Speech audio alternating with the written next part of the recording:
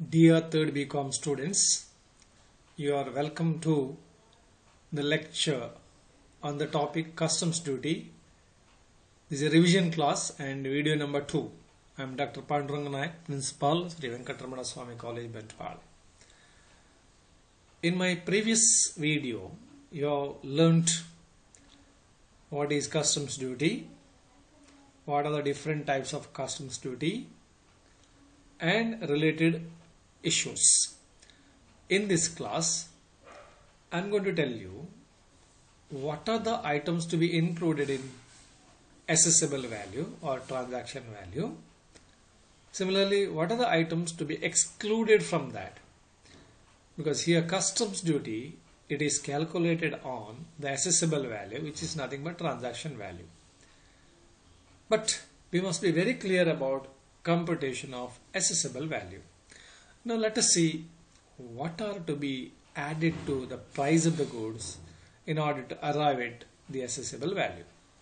Rule 10 of the Customs Valuation Imported Goods Rules 2007 provides for various additions to be made.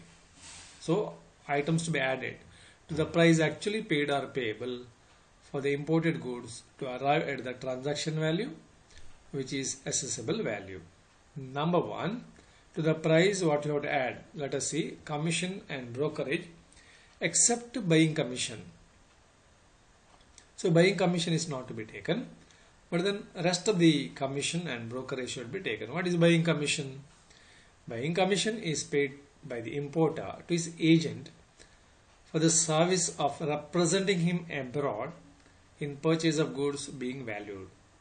So he is the agent of the importer representing him in abroad for the purchase of goods and then for determining the value.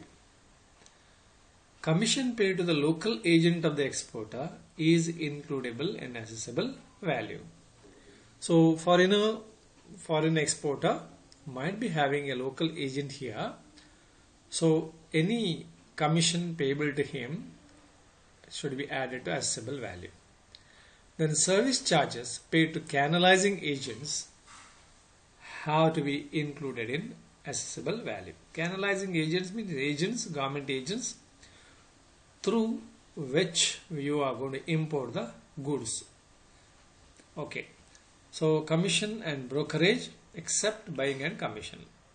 Next one, cost of containers, which are treated as being one for custom purposes with the goods in question is included in assessable value.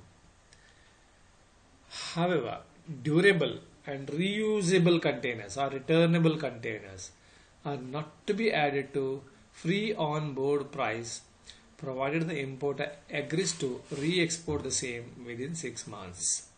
So durable and returnable or reusable containers are not to be included, but then the rest of the cost of container should be added to the customs duty. Then cost of packing, both labor and materials should be included in assessable value. The value of goods and services supplied by the buyer free of cost or at reduced cost for use in connection with production and export of goods is to be included in assessable value. The price of the goods charged by the exporter might be very low because inputs are provided by the importer to the exporter. Therefore, if you have to calculate the real value, assessable value, value of goods and services supplied by the buyer, either free of cost or at reduced cost, should be added. Now that includes what? Goods and services may be the following, like materials, components, parts, similar items incorporated in the imported goods. So you are supplying all these things which are incorporated in the imported goods. For making the goods, these are used. Tools, dies, molds and similar items used in the production of imported goods. Similarly, consumables. Consumables means in the process of manufacture, these are going to be consumed. So consumables used in the production of imported goods. engineering, development, artwork, design work, sketches undertaken by buyer which is necessary for production of imported goods is includable, but only if such work is undertaken outside India. All these processes or special work are carried out in India, then it is not to be included. On the other hand, if it is undertaken outside India, then the value of such activity should be added. That's about value of goods and services supplied by the buyer, either free of cost or at reduced cost. Then royalties and license fee paid by the buyer separately in relation to imported goods are includable in assessable value. Royalty means what? Here royalty means it may include payments in respect of patents, trademarks and copyrights. I need not explain these terminologies. You are already familiar with these terms. However, the following two charges shall not be included in assessable value. Charges for the right to reproduce the goods in India. Charges for right to distribute or resell the imported goods. So both these items, both these charges are not to be included in assessable value. Any part of proceeds of subsequent resale of imported goods is payable to seller. Its value should be included in assessable value. If any part of the proceeds of subsequent resale of imported goods, the importer imports the goods and then he resells. If any part of that should be payable to the seller, that should be added to assessable value. All payments made by the buyer to the seller or to a third party as a condition of sale should be included in assessable value. While selling, if some payments are to be made either to seller himself or to a third party, and this is a precondition for sale, in that case it should be included in assessable value. An important thing, cost of transportation of goods from exporting country to the place of importation is to be included in assessable value. In other words, cost, insurance, freight value is the basis for valuation. So cost, insurance and freight, and therefore freight value, that is cost of transport, should be included in assessable value. If cost of transport is not ascertainable, it is not given, then what should be done? Then 20% of free on board value of goods should be taken as cost of transport. If value is given, actual value should be taken. If nothing is given, if it is unascertainable, then 20% of free on board value should be taken. Where the goods are imported by air, there are two clauses. That is, freight charges to be included in assessable value will be the actual freight charges. Number one, actual freight charges paid, or 20% of FOB price, whichever is less. This is an important clause. If goods are imported by air, the procedure of valuation is the actual freight charges paid or 20% of FOB price, whichever is less. So that is the cost of transport. That should be added to assessable value. Similarly, insurance charges. If value is given, you take it as it is. If nothing is given, 1.125% of FOB value of goods, that should be added. However, where free on board value of goods is not ascertainable, but the sum of free on board value of goods and the cost of transport are ascertainable, insurance cost shall be 1.125% of such sum. What I mean is, actually 1.125% is calculated on FOB value.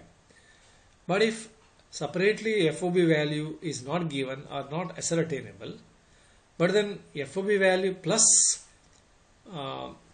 sum of free on board value of goods is given. So sum of free on board value of goods and cost of transport are ascertainable. Then on the total you have to calculate 1.125% of such a sum. Let me once again tell, Actually, uh, insurance charges are calculated at the rate of 1.125% of FOB value of goods if insurance cost is not ascertainable. However, where free on board value of goods is not ascertainable, not possible to calculate, but the sum of free on board value of goods and cost of transport are ascertainable, then the insurance cost shall be calculated at 1.125% of such a sum. Last one is landing charges. Earlier, after calculating cost insurance flight value, 1% should have been added to that value for landing charges. But now, as per new notification, the value of imported goods has been amended to include the cost of transport, loading and unloading and handling charges associated with the delivery of imported goods to the place of importation. In other words, even before the goods reach the place of importation, whatever expenses are incurred like transport, loading, unloading, handling charges, they are to be added. Therefore, separately, you are not going to add at the rate of 1% of cost insurance freight value, which was added earlier in the process of ascertaining the assessable value. So these are some of the items to be added to the assessable value. Now we'll look into the items to be excluded. Number 1, charges for construction, assembly, maintenance or technical assistance undertaken after importation of plant, machinery or equipment. Once the goods cross the place of importation, that is custom boundaries of our country, then whatever charges like charges for construction, assembly, maintenance or technical assistance undertaken, so that is to be excluded, not to be included. Cost of transport after importation. Supposing the goods reach New Mangalore port, whereas your place of business is at say Bandwan, then the cost of transporting those goods imported from NMPT to your place of importation, rather your place of business, should be excluded, that is not to be included. Duties and taxes in India. Once the goods reach the customs frontiers or custom office, then after that whatever duties and taxes you pay, for example local taxes, if you pay while transporting the goods, so they are to be excluded. Other payments from buyer to seller that do not relate to imported goods. Similarly, interest on deferred late payment if shown separately in the invoice. Dividends and other payments from the buyers to the seller that do not relate to imported goods. Okay, all these items are to be excluded. Thus, you have understood now what are the inclusions from and what are the exclusions, what are the inclusions in and what are the inclusions from the assessable value you have learnt. Now we'll move to format of computation of assessable value of goods. Already I have explained this. This is just summary of what we have learned so far. Number 1, price of goods. To that you have to add certain items like commission and brokerage, excluding buying commission, cost of packing, both labor as well as material costs should be added here. Materials and services provided by the importer to the exporter, so either free of cost or at reduced value. So these are to be added so as to get the competitive price or the market value.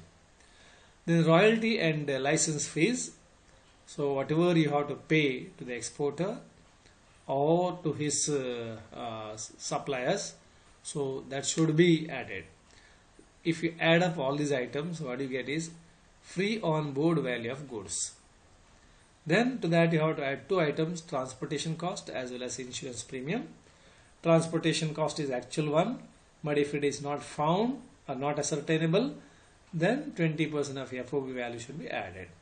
But in case the goods are imported by air, the cost should be calculated in the following manner, that is actual airfare paid by you or 20% of FOB value, whichever is less. Regarding insurance premium, actual value should be taken, but if actual insurance premium is unascertainable, then 1.125% of FOB value should be taken. So when you add these two items to the FOB value, you will get cost insurance freight value. And this itself is the assessable value. Earlier to this you should have added landing charges at the rate of 1%. But now, as per the latest guidelines or notification, landing charges are not to be added separately. So now what value you get here is normally it is value, assessable value in foreign currency, maybe dollar, maybe pound sterling or euro, like that. Then you have to multiply that with the rate of exchange, then you will get assessable value in Indian currency. So this is first part, computation of assessable value of goods. I already told you customs duty is calculated on the assessable value, that is the basis. Now how to calculate customs duty? Customs duty means there are different types, already you came to know, like BCD, CVD, then IGST, and then compensation cess, etc. So many things are there which are included under the broad concept customs duty. So assessable value is given, then on that you are calculating BCD at 10% of assessable value. On this value you are calculating 10% as BCD, basic customs duty. Then countervailing duty, provided subsidy is given by a foreign government or other agency to the exporter of goods to India. So this is added because our manufacturers in India say they must get the level playing field. Therefore, this is added in order to calculate the customs duty. Then social welfare surcharge, this is normally 10% of assessable value. 10% of assessable value. Okay. Then protective duties such as anti-dumping duty. So I already told you about anti-dumping duty, that goods are dumped into Indian market either at below the cost or at lower than the cost. In other words, that's dumped or supplied in the Indian market at a very cheap rate in order to eliminate the competition. So that is anti-dumping duty. So if it is being levied, that should be added. So you will get the total value. The total of all these things, this value is the value in order to calculate integrated goods and services tax. Okay, now on this value, that is value for IGST, you calculate the IGST at 18%. But if different rates are given in the problem, then that rate you have to apply and you calculate the IGST. And even compensation cess, GST compensation cess, that is also calculated on this value for IGST. So on this value, both duties are calculated, like IGST as well as compensation cess. So if you add up this column, totally you get here, you get here, that is import duty. But if you add up all these things, this value, that is cost of import. Here I should have put the value here, total of this column, that is total import duty. So thank you for listening.